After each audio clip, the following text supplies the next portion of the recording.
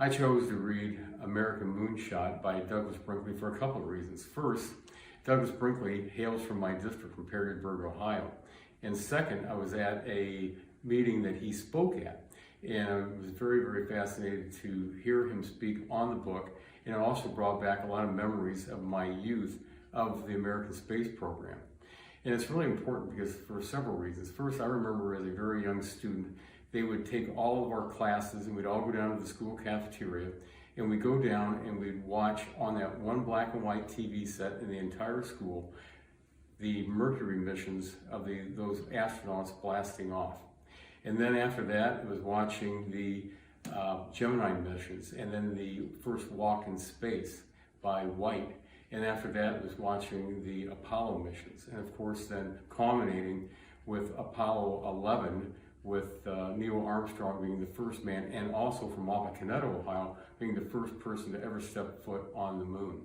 So, when you look at reading this book, you go through all of those details again from the history of how we got to where we are, but all of the things we had to overcome. And it's so important because, again, Americans didn't give up. There were a lot of obstacles that were there. There was a lot of different conflicting ideas of how they should do things. But the details in the book are great because it also shows exactly what Americans went through to get to that point. And as we watch them through the shuttle missions, and then, there's the talk now of going to Mars, a lot of people say, why did we go into space? But when you think about all the different things that have occurred because of the space program, all of the different devices that we have today because of the space program, all of not only the ingenuities, but the technologies that we have. When you think about the computers that were on that first lunar landing, they're made up in a cell phone today. But we've advanced. But we did it because we've had all that experience by going to the moon.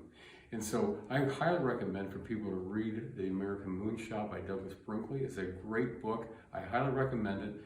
And I'm a firm believer that we have to be out there reading all the time. So enjoy a good book today. I'm Don Boozer, head of the Ohio Center for the Book and affiliate of the Library of Congress, based at Cleveland Public Library. Our mission is to promote books, reading, libraries, and literacy in Ohio. And I'm here with Douglas Brinkley, professor of history at Rice University, CNN presidential historian, and author of numerous books, articles, and essays. And we'll be talking about Professor Brinkley's American Moonshot, John F. Kennedy, and the Great Space Race. Welcome, Professor Brinkley. Oh, thank you for doing this. Oh, thank you very much for taking the time to talk to us today. Before we delve into your book, I was wondering if you could talk a little bit about your connection to Ohio. You were born in Atlanta. What brought your family to Perrysburg, Ohio? Well, my father worked for a company called Owens, Illinois, which is headquartered in Toledo and is now headquartered in Perrysburg, Ohio. So we moved from Atlanta when I was very young, moved to Perrysburg, and my mom became the high school English teacher for Perrysburg High School. Actually was head of the English department at the high school. And we moved into that incredible town of Perrysburg on the Maumee River, where it was very idyllic childhood. I got to ride my bicycle everywhere. We go, all along the Maumee River fishing. We were able to just have a really great time when I was young. And I think the fact that Perrysburg is a historical town, our main statue and towns of Oliver Hazard Perry. And then of course we go out to Fort Meigs and I would read all these historic markers. I used to be fascinated that the Underground Railroad had come up into Maumee, or that Theodore Dreiser, a great novelist, had lived in the area for a while. I then went on my own to go see the home of Sherwood Anderson, who wrote Winesburg, Ohio, the novel, and Clyde, Ohio. So it's my home place, and it connects a lot to the book American Moonshot, John F. Kennedy and the Great Space Race, because I was in Perrysburg as a boy when Neil Armstrong famously went to the moon and said that line, it's one small step for a man, one giant leap for mankind. And I swelled with local pride because I knew Armstrong had grown up in Wapakoneta, Ohio, not that far away. And that's actually leads right into my next question. I was going, how did growing up near Neil Armstrong's hometown influence your view of space exploration? It was a big deal for me. There used to be these things called Major Matt Mason that I don't think anybody will hardly remember, but I used to do a moonscape in my house, and then set up how it would be with astronaut rovers and, lunar modules and the like. And so I then started collecting plates and glasses, pins, anything to do with the Apollo program. It also, John Glenn had become an early hero of mine, being from Ohio. And when he ran for president in 1984, I was just all about John Glenn becoming president, even as late as John Kerry, when he got the Democratic nomination in 2004. I was hoping he'd pick Glenn as his vice presidential mate. And so I fell into the lure of NASA. I wasn't alone. They did a great job of reaching out to young people through talking television programs, people like Walter Cronkite. I then read Isaac Asimov and Ray Bradbury books. And so I was under the spell of the idea of going to the moon and Mars. That's great. Sounds like you had it all planned out with your moonscape and all that sort of thing. So. I did. Drinking Tang, which had nothing to do with it, but they advertised like it did. And, but it was that I was so proud when they built a museum for Armstrong in Wapakoneta. And I just went and brought my kids there just a couple of years ago. Oh, that's great. So I know that writing a book takes a lot of time, a lot of commitment. So what drew you to actually write this book? What made you want to write about this particular topic? Well, I'm a professor of history at Rice University, which is in Houston.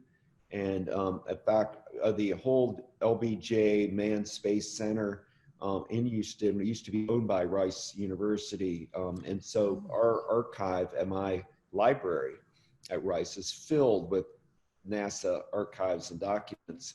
And in addition, just a short drive from my campus were all the oral histories of NASA. They all have deposited them at the University of Houston at Clear Lake City, which is right at NASA.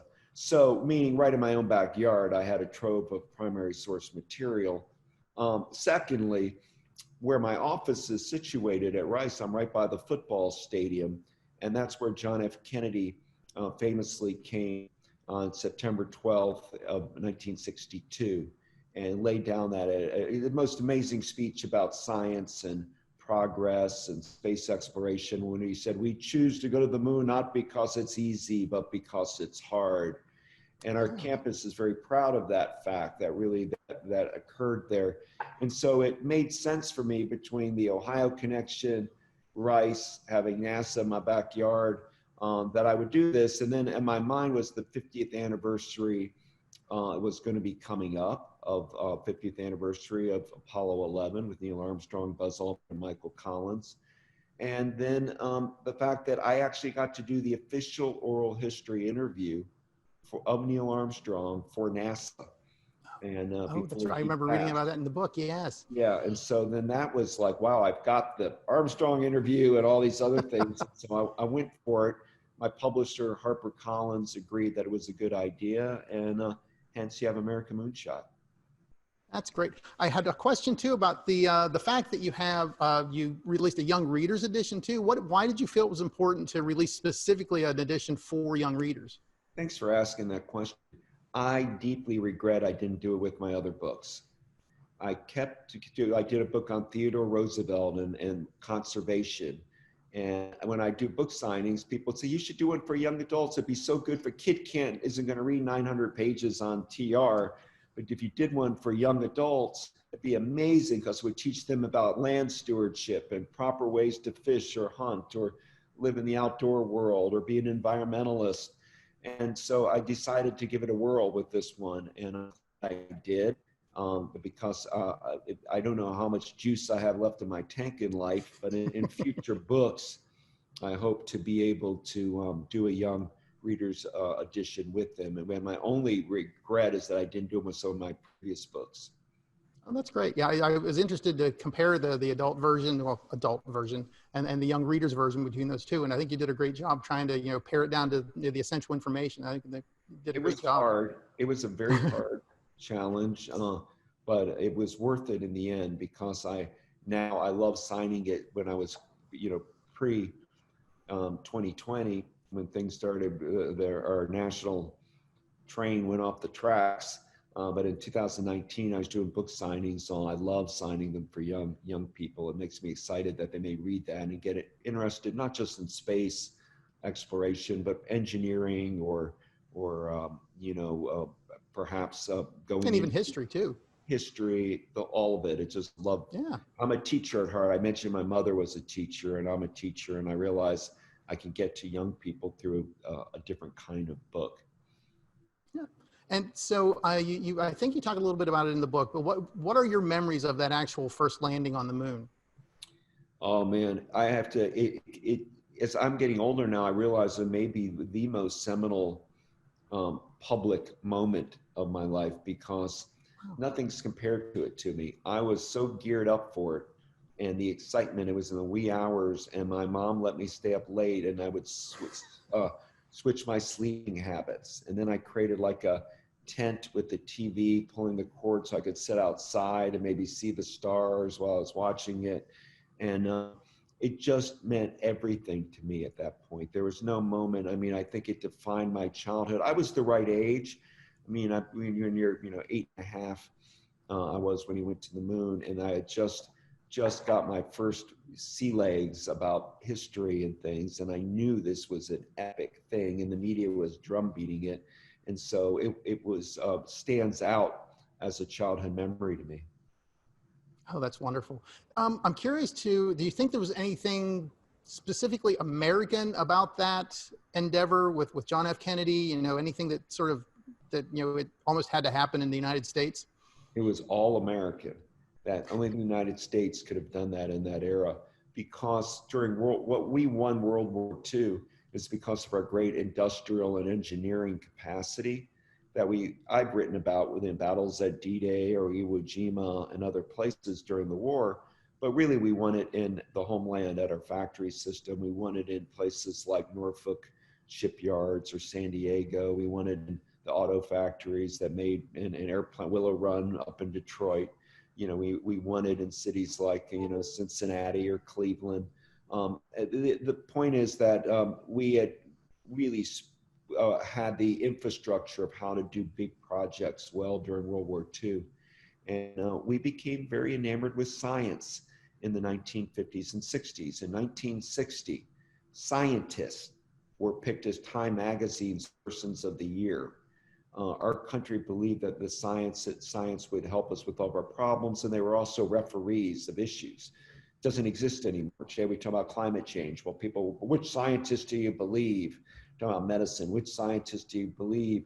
It was a little more that we believed the majority of the science community back then.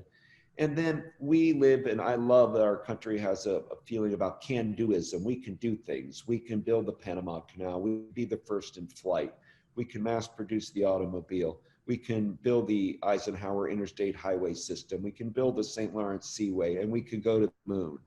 It was part of our national DNA that being an American meant getting things that seemed unfathomable done.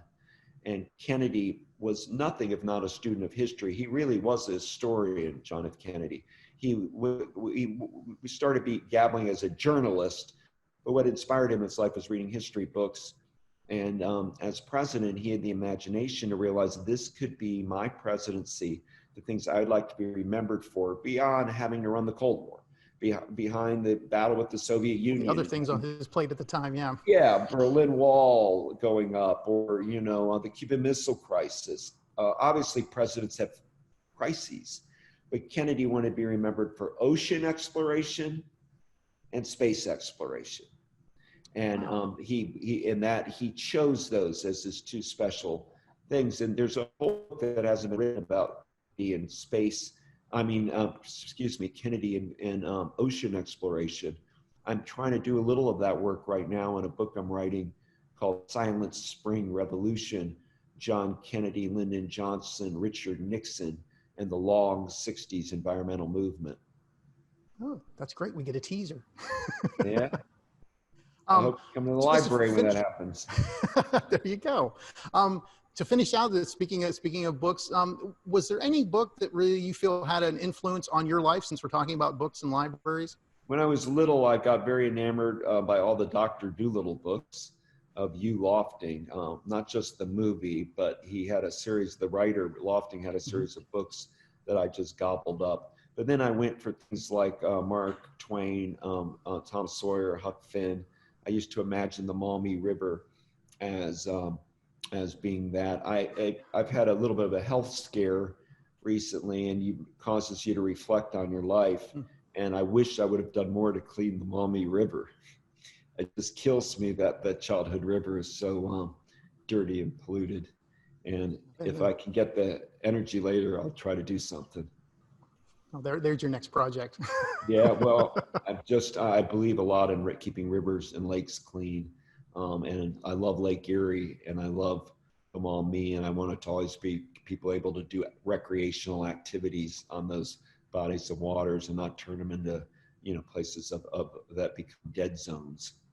And it gives people a connection to the environment, and they really, feel a responsibility for it. Life. Yeah, I've been writing a little about Blue Mind, just getting out on Lake Erie, going out to Putin Bay and getting the breeze and the water and being able to fish. It's just a way to really connect life. And I love Ohio, and anywhere you grow up, you're sensitive to. In that area, I just wish we can do more on the conservation front.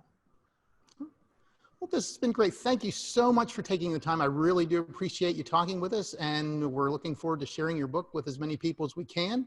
And have a great afternoon then. All right, and I'll be back when the Cleveland Indians are back. I'll be back. That sounds good. Thank you very much. Bye.